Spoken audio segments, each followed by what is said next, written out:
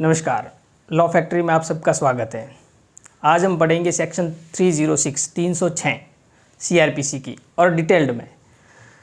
देखो 306 सेक्शन क्या कहती है और इसके बारे में कुछ ऐसी बातें पढ़ेंगे जिसके बारे में आपको जानकारी नहीं होगी। सेक्शन में क्या क्या लिखा है उसका सबको पता है, लेकिन आउट ऑफ सेक्शन क्या है, सवाल बनते हैं आउट ऑफ सेक्शन से कि 306 के साथ क्या क्या हो सकता है, 306 कब प्रयोग में की जा सकती है, नहीं है, इसके बारे में भी अपन पढ़ेंगे। तो सबसे पहले सेक्शन 306 पे एक नज़र डालते हैं। टेंडर ऑफ पैर्डन टू एक्म्प्लिस, यानी क्षय अपराधी को क्षमादान। देखो एक्चुअल में होता क्या है, क्षय अपराधी कौन है और क्षमादान की ज़रूरत क्यों पड़ी, इसको समझने के लिए मैं आपको बताऊंगा। देखो इसको दो शब्द भी कहते हैं, इसको कहते हैं भेदी साक्षी और सरकारी गवाह भी इसको कहा जाता है। इंग्लिश में इसे अप्रूवर भी कहा जाता है, ये आपको याद रखना है। अब एक्चुअली होता क्या है कि सरकार के सामने ऐसा कोई अपराध होता है, बड़ा अपराध होता है, और उसमें सरकार के पास में कोई ऐसा विटनेस नहीं है जो उस अपराध के बारे में जानकारी दे, और सरकार को ये लगता है, मजिस्ट्रेट को लगता है, अभियोजन पक्ष को ये लगता है कि ऐसी स्थिति में जो अभियुक्त हैं वो क्या हो जाएंगे, अगर कोई गवाह बिना गवाह के कारण वो अभियुक्त बरी हो जाएंगे, छूट जाएंगे, और उस अपराध जो उन्होंने किया है उसका कोई असर नहीं रहेगा। तो इसके लिए सरकार क्या करेगी, सरकार का मतलब यहाँ मजिस्ट्रेट और अभियोजन पक्ष से है, ना कि सेंट्रल गवर्नमेंट या स्टेट गवर्नमेंट, ये ध्यान रखना। सरकार के अधीन काम करते हैं ये, इसलिए मैं सरकार कह रहा हूँ। तो वो चाहते हैं कि उस अभियुक्त को सज़ा दिलाए। तो अगर मान लो 3 या 4 अभियुक्तों ने एक साथ मिलकर कोई ऐसा अपराध किया गया है, ऑफेंस किया है, और उनमें से उस ऑफेंस की इतनी जानकारी नहीं मिल पा रही है, तो उनमें से किसी एक व्यक्ति को इस बात पर माफ़ी प्रदान कर दी जाएगी, उसको पार्डन दे दिया जाएगा कि आप मुझे उस अपराध से संबंधित सभी तथ्य, जितनी भी जो परिस्थितियां हैं, जानकारी है, उस अपराध में कौन कौन व्यक्ति शामिल था, किस तरीके से अपराध को, उस वारदात को अंजाम दिया, कहाँ कहाँ गए, उसकी रैकी कैसी की, क्या क्या तैयारियाँ की गई थी, उसके ऊपर इंटेंशन किया था अपराध करने की, वो सारी बातें आप बता दो और उस अभियुक्त व्यक्ति को है वो क्षमादान प्रदान किया जाता है। यही धारा सीआरपीसी की सेक्शन 306 प्रावधान करती है। अब देखिए, तो इसमें पढ़ने लायक चीज़ें क्या क्या है। सबसे पहले कि ये कौन कौन से ऑफेंसेज हैं जिस पर ये सेक्शन लागू होती है। तो देखिए, ऐसा नहीं है कि 3 वर्ष का सजा है, कोई छोटा मोटा मारपीट कर दी 3-4 लोगों ने आपस में और वहाँ साक्ष्य नहीं है, और साक्ष्य भी प्राप्त करने की दृष्टि से, एज एविडेंस लेने की दृष्टि से आप किसी एक्यूज्ड को आप वहाँ क्षमादान दे रहे हो, नहीं। देखिए, या तो क्या होना चाहिए, ऑफेंस है वो ट्रायबल बाय द होना चाहिए, किसका, tribal by court of session होना चाहिए, एक चीज़। दूसरी चीज़ है या फिर tribal by the court of special जज, या तो सेशन का मामला हो या स्पेशल जज, यानी विशिष्ट न्यायाधीश। विशिष्ट न्यायाधीश in the sense POCSO court अलग है, उसका जज है वो विशिष्ट न्यायाधीश, स्पेशल जज कहलाएगा। पावर उसके बाद सेशन कोर्ट की होती है, लेकिन वो सिर्फ पोक्सो के मामले देखेगा। एनडीपीएस में एनडीपीएस का जो जज होगा वो स्पेशल जज होगा। ऐसे जैसे जैसे जो अलग विशिष्ट अदालतें तैयार की गई है जिलों में, उसके जज को स्पेशल जज कहा जाएगा। संशोधन अधिनियम के तहत दंड प्रक्रिया संहिता के स्पेशल जज। और फिर 7 वर्ष से अधिक, या तो 7 वर्ष या पनिशमेंट कितना हो, 7 ईयर्स या मोर देन 7 ईयर्स, और उससे क्या हो, उससे अधिक कठोर हो। तो ऐसे मामलों को निपटाने के लिए साक्ष्य अभी प्राप्त करने की दृष्टि से कौन तो समाधान कर सकता है और किन परिस्थितियों में करेगा। तो देखिए, उस व्यक्ति को क्षमादान दिया जाएगा, इस शर्त पर क्षमादान दिया जाएगा कि आप उस अपराध से संबंधित सभी तथ्यों को अभियोजन पक्ष को बता दिया जाए, यानी न्यायालय में वो सब सारे राज खोल दिए जाए तो आपको माफ़ी प्रदान कर दी जाएगी। अब कौन कौन उसे माफ़ कर सकता है, यानी क्षमादान देने की शक्ति किस किस को है, मजिस्ट्रेट को कौन देगा, सेशन देगा, हाई कोर्ट देगा, first class second class magistrate, judicial magistrate, या फिर metropolitan magistrate, chief judicial magistrate, इसके बारे में भी जानना बहुत ज़रूरी है। तो ऑफेंस कौन कौन से हो गए, सबसे पहली बात। अब देगा कौन, तो देखो, एक तो देगा CJM, चीफ जुडिशल मजिस्ट्रेट, मुख्य न्यायिक मजिस्ट्रेट। मेट्रोपॉलिटन MM लिख रहा हूँ मैं, मेट्रोपॉलिटन महानगर मजिस्ट्रेट, ये दोनों देंगे। फिर है JM फर्स्ट, यानी फर्स्ट क्लास मजिस्ट्रेट, ठीक है, इन दोनों का मैं लिख रहा हूँ। अब ये इनमें भी एक देखो थोड़ा बहुत अंतर रखा है, यानी सीजेएम कब देगा, एमएम कब देगा और जेएम फर्स्ट, यानी जब केस मामला आया तो उस मामले की कौन सी स्टेज पे कौन किसे क्षमादान करेगा। तो देखिए चीफ जुडिशियल मजिस्ट्रेट और मेट्रोपॉलिटन मजिस्ट्रेट यानी मुख्य न्यायिक मजिस्ट्रेट और जो महानगर मजिस्ट्रेट है ना, वो देखो इस अभियुक्त को जैसे मामला दर्ज हुआ तो इन्वेस्टिगेशन के दौरान भी उसको क्षमादान दिया जा सकता है, अन्वेषण के दौरान, और सीक्वेंस में मैं लिख रहा हूं, फिर अन्वेषण के दौरान भी उसको क्षमादान किया जा सकता है सीजीएम एमएम के द्वारा, लेकिन फर्स्ट क्लास जेएम है वो अन्वेषण में नहीं दे सकता क्षमादान, उसके पास ये पावर नहीं है। फिर उसके बाद इंक्वायरी में, जांच के दौरान, और फिर अगला आता है ट्रायल, यानी फर्स्ट क्लास मेट्रोपॉलिटन मजिस्ट्रेट और सीजीएम चीफ जुडिशियल मजिस्ट्रेट है वो अन्वेषण के दौरान, इंक्वायरी के दौरान और विचारण की किसी भी प्रक्रिया में निर्णय पर हस्ताक्षर करने से पूर्व किसी भी प्रक्रिया में अगर इन मजिस्ट्रेटों को ये लगता है, मुख्य न्यायिक मजिस्ट्रेट और मेट्रोपॉलिटन मजिस्ट्रेट को, कि उस ऑफेंस में साक्ष्य अभिप्राप्त करने की दृष्टि से क्षमादान का मुख्य उद्देश्य है न्यायालय को साक्ष्य लेना है, उस साक्ष्य को अभिप्राप्त करने की दृष्टि से किसी व्यक्ति को क्या कर दिया जाएगा कि वो सारी अगर बातें उस शर्त पर अगर प्रदान कर देगा, सारी बातें, सारी परिस्थितियां, अपराध के बारे में, किस व्यक्ति ने अपराध किया, कितने लोग शामिल थे, सभी सही रूप से पूर्ण सही और सत्य अगर प्रकट कर देगा तो उसे क्षमादान दे दिया जाएगा। देने की स्टेज सीजीएम और एमएम इन्वेस्टिगेशन, इंक्वायरी और ट्रायल के दौरान दे सकता है। और उस मामले का विचारण करने वाला जो मजिस्ट्रेट है, जांच और विचारण करने वाला मजिस्ट्रेट फर्स्ट क्लास, तो उसके पास इन्वेस्टिगेशन का पावर नहीं है, लेकिन वो इंक्वायरी में और ट्रायल में वो उसको क्या कर सकता है, क्षमादान कर सकता है। ये तो था मजिस्ट्रेट कब करेगा, दोनों की बातें हो गई। कौन से अपराध है ये चीज़ें। अब तीसरी चीज़ कि अपराध को क्षमादान करने के बाद ये लोग क्या करेंगे, मजिस्ट्रेट को जो ये ऐसे कारणों को, रीजंस को क्या करना पड़ेगा, लिखना पड़ेगा।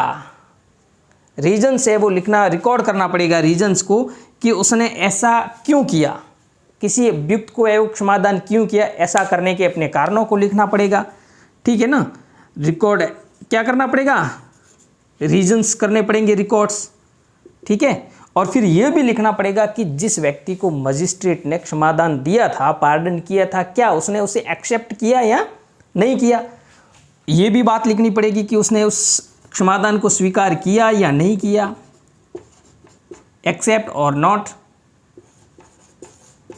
अगली बात, फिर उसकी एक निःशुल्क कॉपी है वो उस अभियुक्त को, कौन से अभियुक्त को, जिसको क्षमादान दिया था।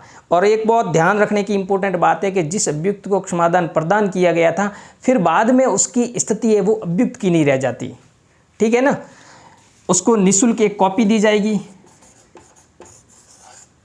फिर आगे इम्पोर्टेंट, सबसे इम्पोर्टेंट है, काफ़ी लोग इस बारे में कंफ्यूज भी हो जाते हैं कि क्या जिस मजिस्ट्रेट ने क्षमादान दिया था क्या वो ही उस मामले का विचारण करेगा या नहीं करेगा।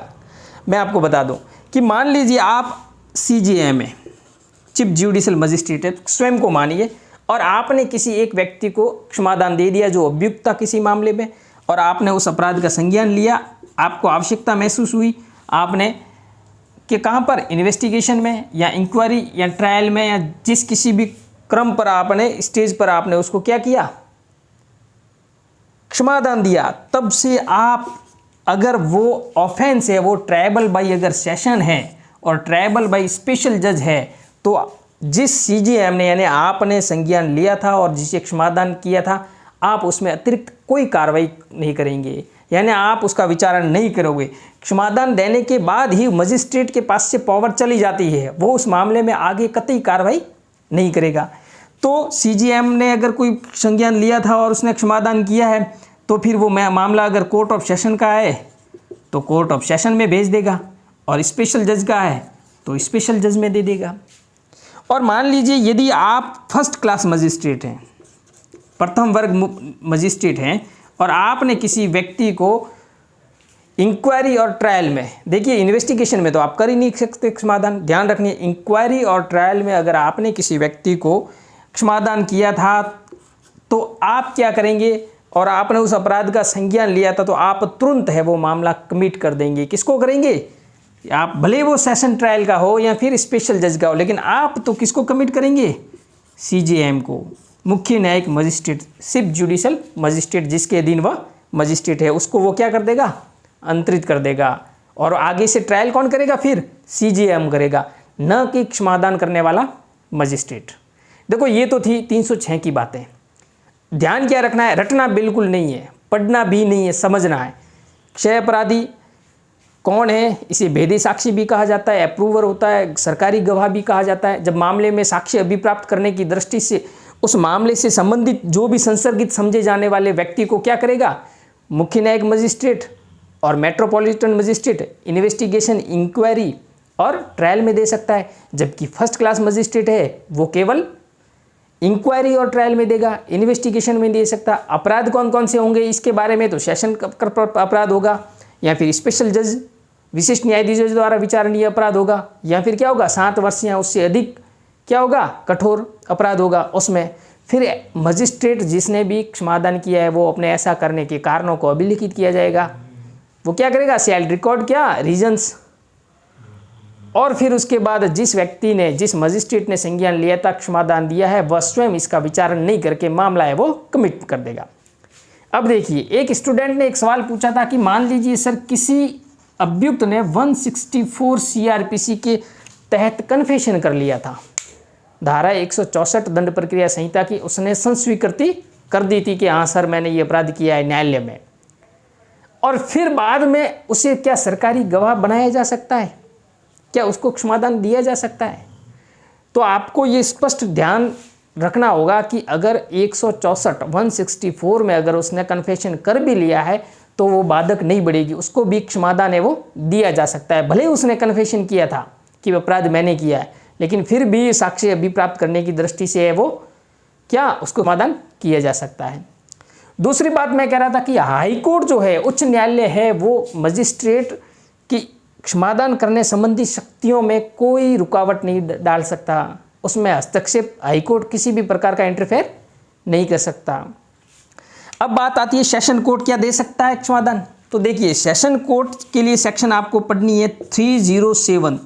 307 में स्पष्ट रूप से लिखा है कि 209 में मामला अंतरित करने के बाद और यदि मजिस्ट्रेट ने अपने अधिकार क्षेत्र में, यानी कि इंक्वायरी, ट्रायल या फिर CJM MAM है तो इन्वेस्टिगेशन में, अगर उसने किसी आवश्यकता होने पर भी अगर किसी अभियुक्त को क्षमादान नहीं किया गया था और वही बात आवश्यकता महसूस होती है सेशन कोर्ट को उसको मामला कमिट करने के बाद, और सेशन को ये लगता है कि किसी अभियुक्त को है वो साक्ष्य अभिप्राप्त करने की दृष्टि से क्षमादान किया जाना चाहिए, तो सेशन कोर्ट है वो क्षमादान कर सकता है एनी स्टेज पर। उसके लिए कोई बाउंडेशन नहीं है। जब से उसके पास मामला पहुंचा है उसके बाद से निर्णय पर हस्ताक्षर करने से पहले वो किसी भी स्टेज पर है वो उस अभियुक्त को है वो क्षमादान कर सकता है।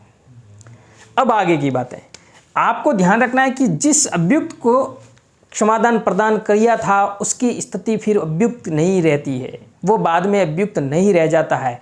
बाद में उसकी स्थिति क्या हो जाएगी, वह एज ए विटनेस हो जाएगा, फिर वो गवाह हो जाएगा। ये आपको स्पष्ट रूप से ध्यान रखना है, बाद में वो क्या हो जाएगा, गवाह हो जाएगा। और CJM MM ये अगर क्षमादान करेंगे तो इनको अपने कारणों को लिखना होगा, लेकिन ध्यान ये रखना है कि सेशन कोर्ट को अपने कारणों को लिखने की आवश्यकता नहीं है, ऐसा प्रोविज़न CRPC में नहीं लिखा हुआ है। और अकॉर्डिंग टू लॉ अपन चले इस प्रोसीजर के हिसाब से, तो सेशन कोर्ट जब भी अगर किसी व्यक्ति को क्षमादान देगा उसको अपने कारणों को लिखने की आवश्यकता नहीं है। अब एक चीज़ और मैं आपको बता दूं कि 164 कोई बीच में बाधक नहीं बनेगी। अब ये चीज़ है कि यदि सरकारी गवाह ने उन शर्तों का पालन नहीं किया है तो क्या होगा, तो आपको सबको पता होगा 308 में उसके अगेंस्ट क्या कार्रवाई की जाएगी, ये आपको सबको ध्यान है। 308 सेक्शन हम अगले वीडियो में पढ़ेंगे, बड़े विस्तार से पढ़ेंगे। 306 मैं आशा करता हूं कि आप सबको बहुत अच्छे से समझ में आया होगा। रटने की बजाय समझने पर ध्यान दें कि ग्राउंड में एक्चुअल होता क्या है, कोर्ट में क्या होता है, अदालतों में क्या हो रहा है, वहाँ की प्रोसीजर आपको देखनी पड़ेगी। तब जाके जो किताबों का ज्ञान है वो आपको बहुत ईजीली अंडरस्टूड हो जाओगे, आप उससे बहुत आसानी से बेहद आसान भाषा में आपको समझना है।